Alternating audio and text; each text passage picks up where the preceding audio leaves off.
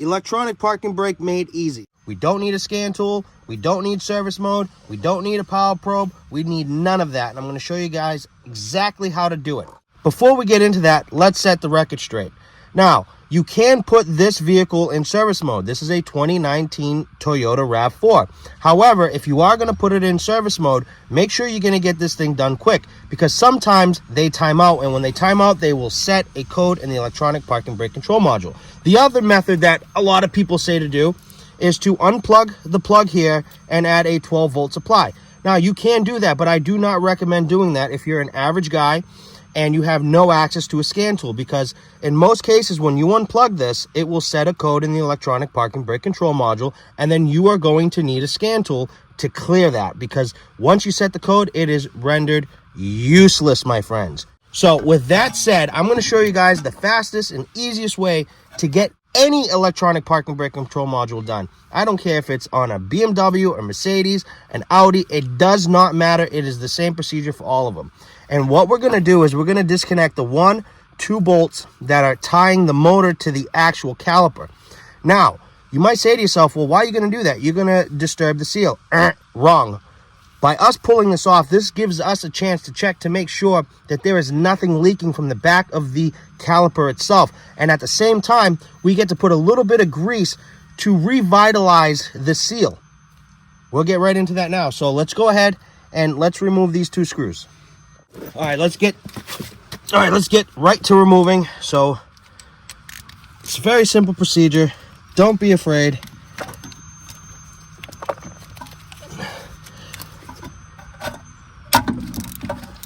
Just break it loose, being very perspicacious that you are not putting any pressure on that plug.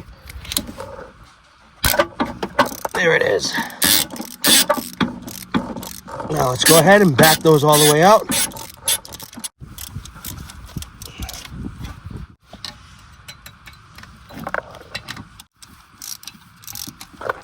All right, so now that we have our last bolt out, let's go ahead and put that off to the side. To remove this motor, it is very simple. All you're going to do is go back and forth and pop it right out. Now, please be aware that sometimes you will see brake fluid leaking from this area. If you see brake fluid leaking from this area, go get another caliper. Dead serious. We are going to find anything that will fit inside of this little hole, and all we're going to do is just spin it to your right. Go one in there. There we go. That's better. On this vehicle, you can use a T7.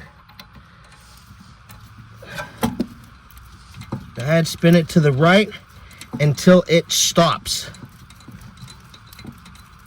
Now, once it stops, all you're going to do is go ahead and compress the caliper like normal. Go ahead, and if you want, you can use a tool. But if you're like me, probably won't have to.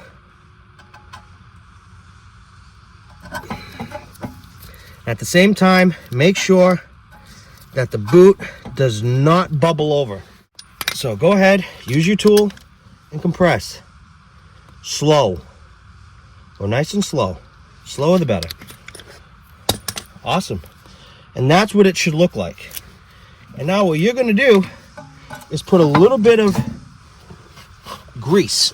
Put a little bit of grease right around this O-ring.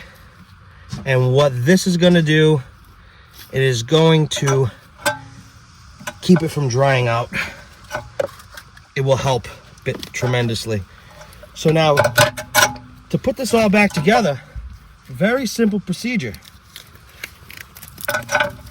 All we're going to do now is go ahead and put our parking brake motor back on. Now, because we did it this way, the vehicle knows nothing. The vehicle has no idea what just happened, because we didn't unplug it. It didn't see a loss of communication. We didn't put it into service mode. It knows nothing. So This is probably one of the fastest way for a DIY guy to do it. And listen, I've been doing this for the last 10 years since these have come out. I've yet to this day have a problem. And again, I have done this on Mercedes, Audis, BMWs, you name it. I have done this exact procedure, and to this day, I have never been bit in the ass. Now, I have been bit in the ass by putting the vehicle in service mode, because unfortunately, sometimes they will time out on you. And I don't care what you say. Yes, they will. Not every manufacturer, but some of them will.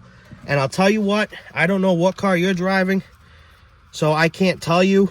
However, I can say this with confidence: if you do it this way, you're not going to you're not going to set a code in the electronic parking brake control module.